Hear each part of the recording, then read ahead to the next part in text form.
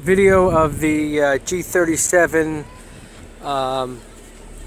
strings that attach to the liner. Here we have the material liner here.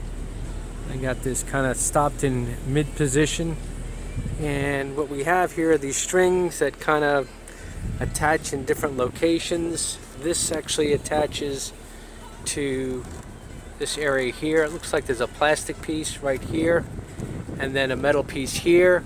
This string attaches to this part of the liner, which runs through the entire liner.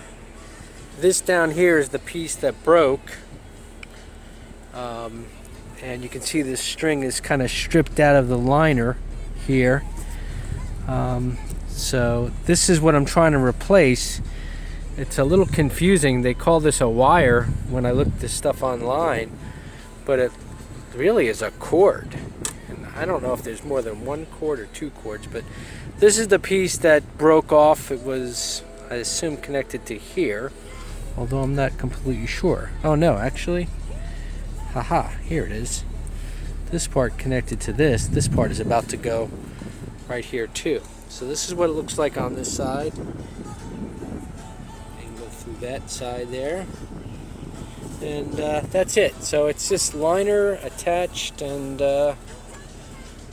I'm assuming I just need to get a new cord or wire to run this through, but it just seems a little confusing on how it all connects here. And this is it again. So looks like I think I'm gonna have to do something pretty quick here though, because this over here looks really bad. This is about to go. Looks like the outer shell actually wore off. All right, enough for now. Bye.